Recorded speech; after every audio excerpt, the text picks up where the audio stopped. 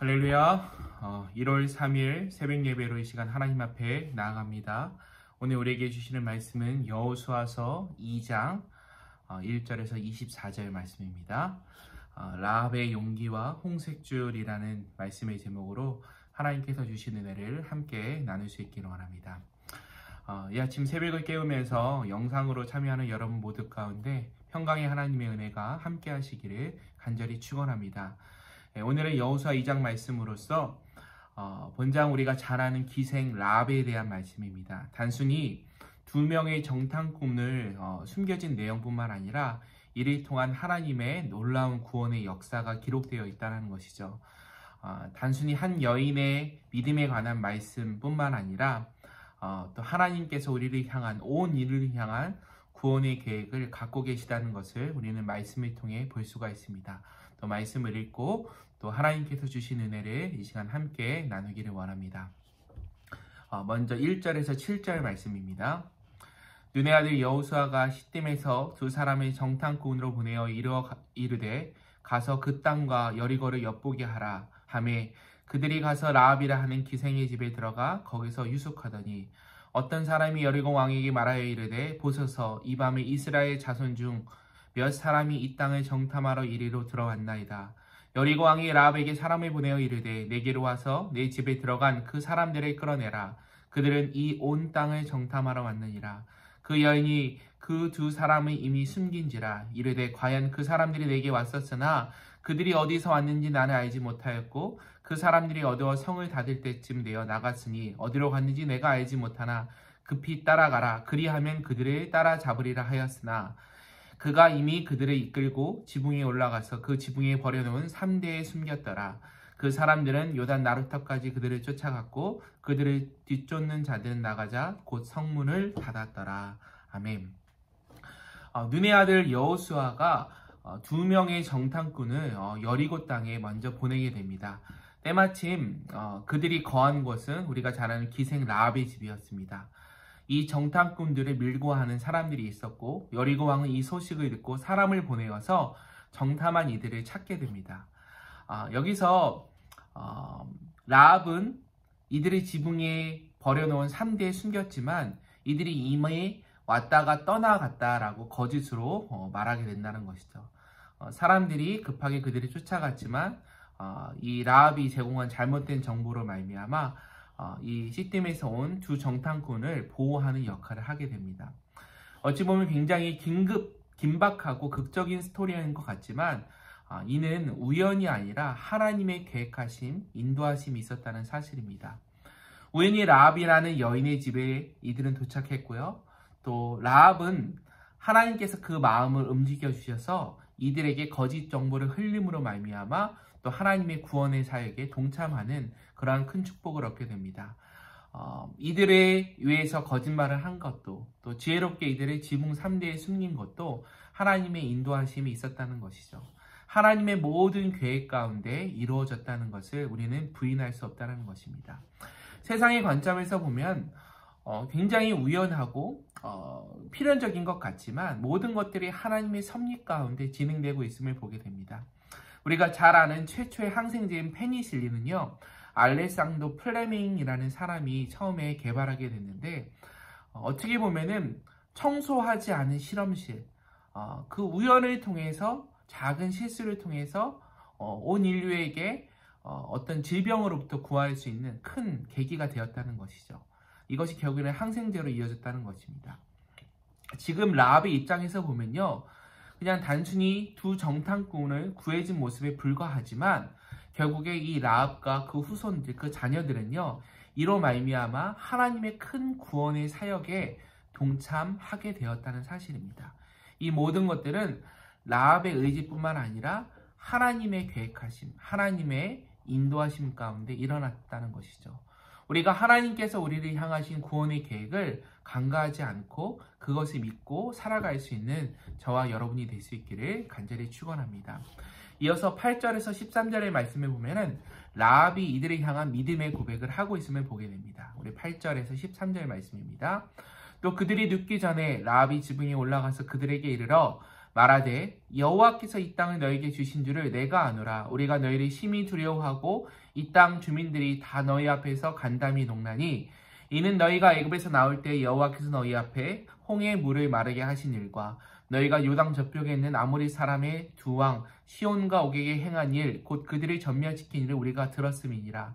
우리가 듣자 곧 마음이 녹았고 너희로 말미암아 사람의 정신에 일어나니 너희의 하나님 여호와는 위로는 하늘에서도 아래로는 땅에서도 하나님이시니라. 그러므로 이제 청하노니 내가 너희를 선대하였은즉 너희도 내 아버지의 집을 선대하도록 여호와로 내게 맹세하고 내게 증표를 내라. 그리고 나의 부모와 나의 남녀 형제와 그들에게 속한 모든 사람을 살려주어 우리 목숨을 죽음에서 건져내라. 아멘.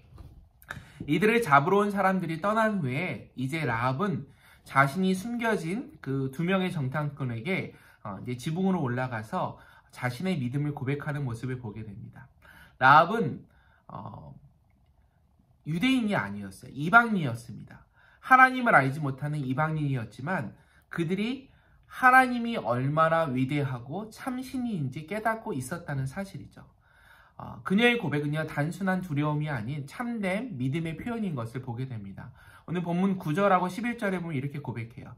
내가 알기에 여호와께서 이 땅을 너에게 주셨고 여호와는 위로는 하늘에서 아래로는 땅에서의 하나님이시니라. 이 진실한 라합을 하나님이 향한 라합의 고백을 보게 된다는 것이죠. 이방인이었던 이 여인이 사람들이 손가락질하는 기생의 입장에서 이 여인은 진실도 참된 마음으로 하나님을 인정하는 고백의 모습을 보게 됩니다. 결국에 이 라합이 들었던 하나님에 대한 모습은요, 복음의 보편성을 말하고 있습니다. 말씀을 준비하면서 실제로 라합이 기생이었는지 한번 찾아봤어요. 히브리어로 조나라고 표현하고 있는데요. 원어적인 의미는 기생 아니면은 여광 주인으로 표현을 하고 있더라고요. 어찌됐건 간에 세상 사람들에게 소위 인정받지 못하고 세상적인 관점에서는 천한 일을 감당했던 그런 일을 이 여인이 맡고 있었다는 것이죠. 그러나 이 여인의 믿음은요, 하나님이 향한 신실하고도 확고한 견고한 신앙으로 살아갔다는 것입니다. 우리 하나님은 사람의 과거나 그 직업에 상관없이 믿음으로 주님 앞에 고백하여 나오는 사람을 하나님의 도구로 사용하신다는 사실입니다. 그것을 우리에게 말씀하고 계시는 거예요. 우리가 잘 아는 것처럼 마태복음 1장에 보면요, 예수님께서 태어난 족보가 아브라함부터 시작됨을 우리는 보게 됩니다. 거기서 총 5명의 여인이 등장을 하는데 그 가운데서 오늘 기생 라합의 이름도 등장한다는 것이죠. 하나님의 사역에 또 다윗 왕의 족보에 또 예수 그리스도의 족보에 이 이방 여인이었던 기생 라합이 올라갔다라는 큰 축복을 얻게 된 사실을 우리는 보게 됩니다. 결국에 하나님 향한 믿음의 고백이 있었다는 것입니다. 그러면서 마지막 14절에서 마지막 절까지는 이런 라합을 향한 하나님의 구원의 약속과 표징을 보게 됩니다. 14절에서 21절 말씀입니다. 그 사람들이 그에게 이르되 내가 우리의 일을 누설하지 아니하면 우리의 목숨으로 너희를 대신할 것이요 여호와께서 우리에게 이 땅을 주실 때에는 인자하고 진실하게 너를 대우하리라. 라합이 그들의 창문에서 줄로 달아내리니 그의 집이 성벽에 있으므로 그가 성벽 위에 거주하였습니다. 라합이 그들에게 이르되 두렵건대 듣쫓는 사람들을 너희와 마주칠까 하노니 너희는 산으로 가서 거기서 사흘 동안 숨어 있다가 뒤쫓는 자들이 돌아간 후에 너의 길을 갈지니라. 그 사람들이 그에게 이르되 내가 우리에게 서약한 이 맹세에 대하여 우리가 허물이 없게 하리니 우리가 이 땅에 들어올 때에 우리를 달아내린 창문에 이 붉은 줄을 메고 내 부모와 형제와 내 아버지의 가족을 다 내 집으로 모으라. 누구든지 내 집 문을 나가서 거리로 가면 그의 피가 그의 머리로 돌아갈 것이요 우리의 허물이 없으리라. 그러나 누구든지 너와 함께 집에 있는 자에게 손을 대면 그의 피는 우리의 머리로 돌아오려니와 내가 우리의 일을 누설하면 내가 우리에게 서약하게 한 맹세에 대하여 우리에게 허물이 없으리라 하니 라합이 이르되 너의 말대로 할 것이라 하고 그들을 보내어 가게 하고 붉은 줄을 창문에 매니라. 아멘. 라합은 이들의 탈출을 돕게 되고요. 이에 정탐꾼들은 라합과 함께 우리가 다시 이 땅에 돌아왔을 때 당신과 당신의 가족들을 우리가 구원하겠습니다라는 약조를 하게 됩니다. 우리가 이 땅에 들어올 때 날에 우리를 구해줬던 이 창문의 붉은 줄을 메어서 내면은 이것을 보고서 그 표징을 알고서 당신의 가족과 당신의 집안이 구원받을 것이다 라는 약조를 하게 됩니다. 서로 서약한 거죠. 서로 맹세를 지킨 것이죠. 이 라합의 집안이 살아나는 표징 붉은 줄은요, 단순한 붉은 줄의 표식을 의미하는 것뿐만 아니라 우리가 잘 아는 것처럼 출애굽 때 유대 사람들이 유월절의 피해 같은 그런 구원의 상징이 되었다는 것이죠.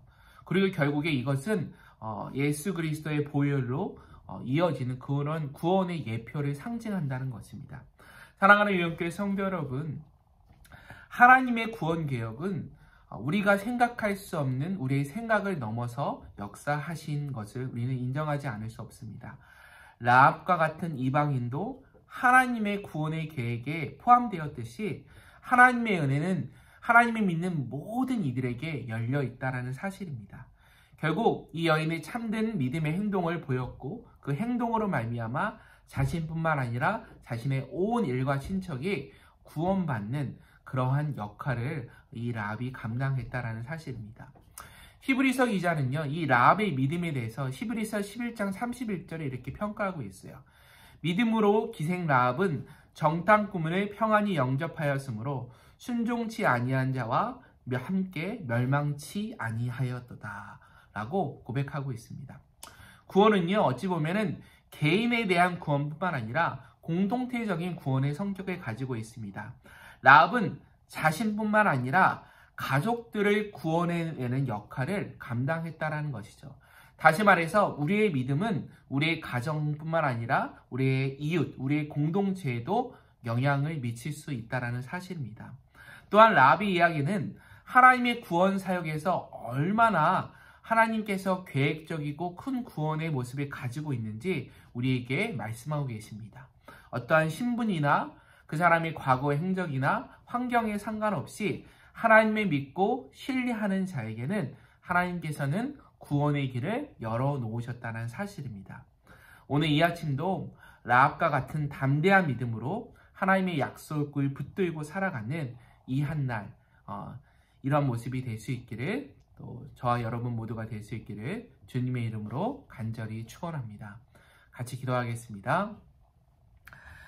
살아계신 하나님, 오늘 라합 이야기를 통하여 우리에게 믿음의 본을 보여주심을 감사드립니다. 우리도 환경과 상황에 관계없이 하나님을 전적으로 신뢰하며 살아갈 수 있도록 인도하여 주시옵소서. 주님을 향한 믿음으로 말미암아 우리 자신뿐만 아니라 우리의 가정과 공동체를 통하여 구원의 역사, 구원의 손길을 베푸시는 하나님의 인도하신 은혜를 기억하며 하루하루 살아갈 수 있는 저희들의 삶 될 수 있도록 인도하여 주시옵소서. 새로 시작된 2025년이 주님께 더 가까이, 한 걸음 더 가까이 나갈 수 있는 우리 유용에 속한 모든 성도들이 될 수 있기를 간절히 소망합니다. 저희와 함께하여 주시옵소서. 우리를 사랑하시는 거룩하신 예수 그리스도의 이름으로 간절히 기도드립니다. 아멘.